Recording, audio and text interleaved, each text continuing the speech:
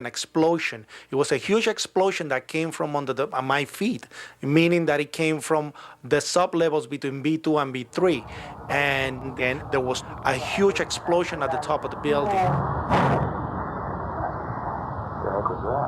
You could hear the difference from the bottom and all the way through the top. The one from the top, which was actually seconds after, was heard very far away. The one at the basement was pretty loud, and you felt your actual feet moving with the floor. The tremor that is sent through the floors, that the walls cracked and the false ceiling totally collapsed. And that's when a person named Felipe David came running into our office saying, "Explosion, explosion, explosion." And when I saw him, he has all his skin pulled from under his armpits and missing pieces on his face. An explosion deep down in the tower before the plane crashed 95 floors above. Others lived to report enormous explosions below the towers. Construction worker Philip Morelli was in North Tower's sub-basement 4 at the time of the first plane strike. I go downstairs, the foreman tells me to go to remove the containers. As I'm walking by the main freight car of the building, in the corridor, that's when I got blown. I mean, the impact of the explosion, of whatever happened, it threw me to the floor, and that's when everything started happening. Blown to the floor. Let's hear what happened next. I was racing, I was going towards the bathroom. All of a sudden, I opened the door, I didn't know it was a bathroom, and all of a sudden a big impact happened again, and all the ceiling tile was falling down, the light fixtures were falling, swinging out of the ceiling, and I come running out the door, and everything, the walls were down, and now I started running towards the parking lots. There was a lot of smoke down there, there was a lot of people screaming. People came with us running up the ramps. Philip then ran underground to the South Tower. You know, you got to go clear across the whole from 1 to 2 World Trade Center. You know what I mean? That's the way you got to run. And then all of a sudden it happened all over again. Something else hit us to the floor. Right in the basement, you felt it. Walls were caving in, everything that was going on. I mean, I know of people that got killed in the basement. I know of people that got broken legs in the basement. People that got reconstructive surgery because the walls hit them in the face.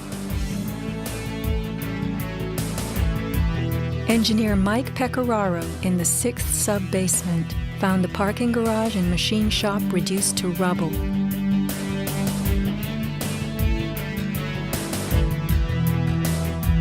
Rescue firemen and civilians spoke of hearing explosions throughout the towers. Firefighter Lou Caccioli told People magazine that as he and others evacuated workers, bombs were going off inside the building. Explosions stalled elevators and filled entire floors with smoke and debris. An eyewitness who said there was an explosion on floor 7-8. 7-8. To dispatch, we've just had another explosion. Warren Street because of the secondary explosion. We've got numerous people covered with dust from the secondary explosion. And we got another explosion on the tower, 1013. 1013, Tower 2 has had a major explosion and what appears to be a complete collapse surrounding the entire area. Who's involved in the secondary explosion?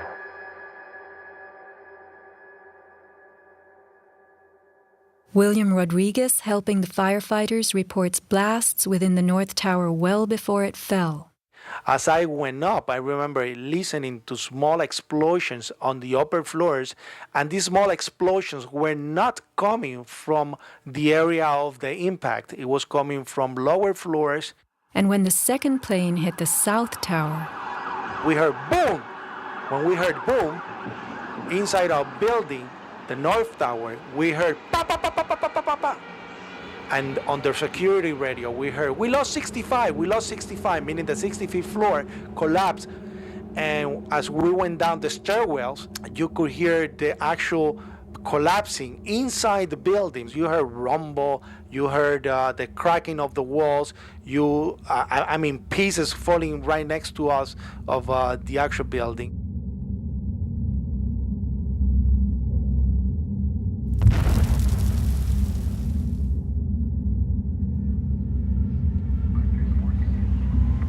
what happened at the base of the towers just before they came down? Smoke appeared at street level.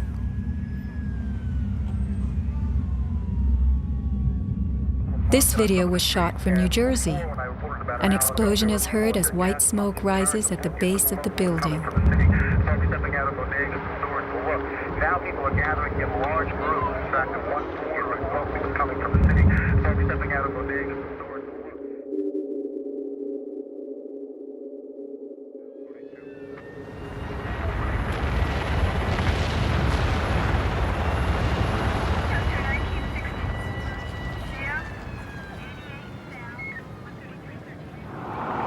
Watch the camera shake on its tripod as a large energy source rocks the ground. 9 seconds later, the North Tower falls. I heard like an explosion and then a cracking type of noise. And then it sounded like a freight train, rumbling and picking up speed. I looked up and I saw it coming down. As I came out of the North Tower, everything started trembling under my feet like an earthquake. The only thing I saw was a fire truck. I ran towards the fire truck and slid right under, when the building started to collapse right on top of the fire truck.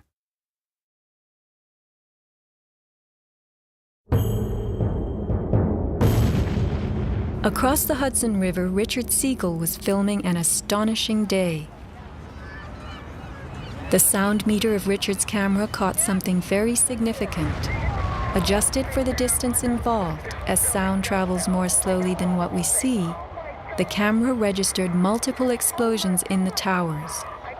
Here is the South Tower record. Then the building fell.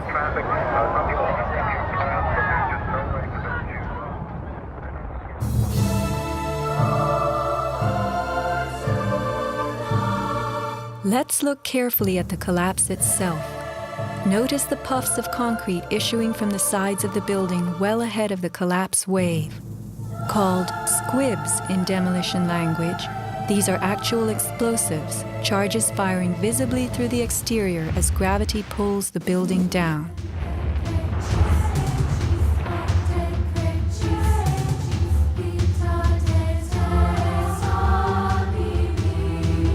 Here are more.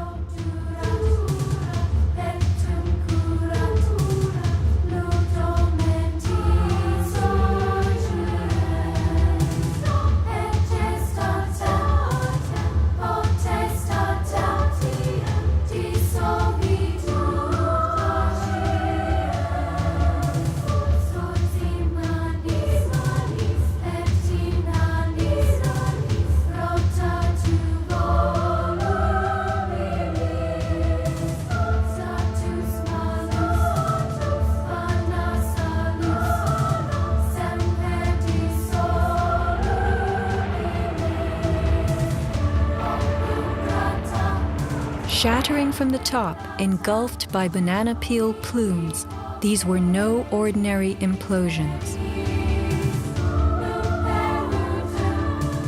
The Twin Towers each consisted of 3 multi-story buildings set on top of one another.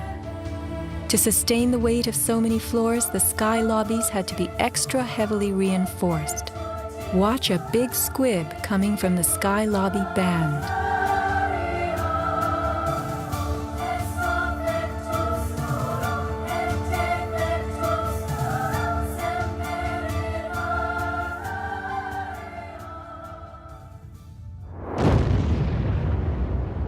A powerful blast produces what is called a shock wave. Explosions generate extremely high compressional waves that exceed the limits of surrounding air and space, creating a violent force.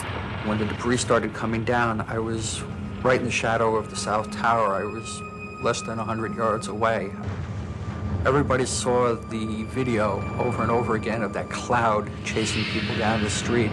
It was like a tornado. It was like being hit by a wave at the beach, but the wave was intense, it was hot, it was noisy. It was like getting hit in the back by gravel, rocks, like somebody had picked up handfuls of rocks and was just throwing them at you. And the noise kept coming and coming, and one second I was running, and the next second I was flying. I was just, I had no control over my feet, no choice as to what direction I was going. I was in the air, and it seemed like I was being followed by this tornado of darkness. The South Tower fell first. This is the shockwave blast as it rocks the tower next door.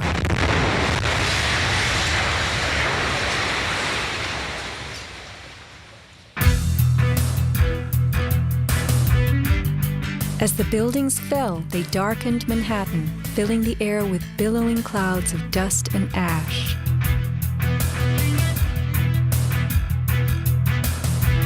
What produces these huge, scudding, cauliflower-like masses of slowly moving dust? True, a 110-story building has just been reduced to 1 million tons of rubble. But is there anything in our experience we can compare it to? A volcano.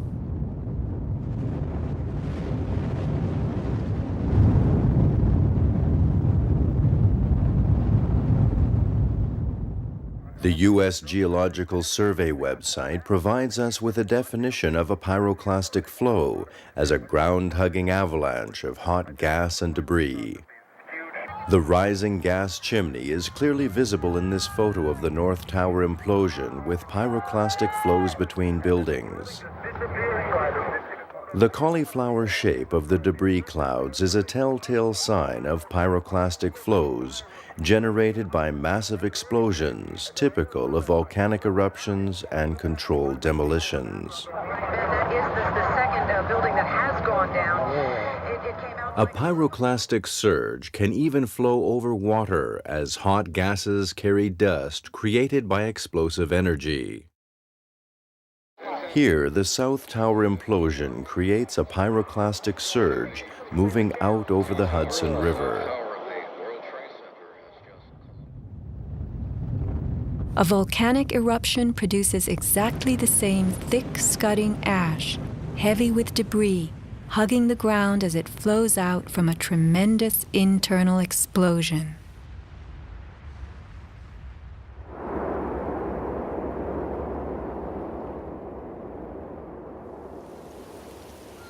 On the southern tip of Manhattan, surrounded by water, huge retaining walls were built below the World Trade Center to hold back the ocean and Hudson River. The bathtub, as it was called, held 7 levels of parking garages, maintenance rooms, and the New Jersey Path train station. After September 11th, the 3-foot-thick slurry walls were found to have shifted up to 18 inches inward. These walls are coming in. These walls hold back the river. So if these walls cave in, this place is going to get flooded out by the river. Let's think about this. A pancake collapse should have left the foundations in place. They had always borne the weight of 110 floors, but something happened in the sub-basements to disrupt them. All the collapse had gone down to track level, so we had 60, 70 feet of wall, totally unsupported. What kind of force could have dislodged so many stories deep underground?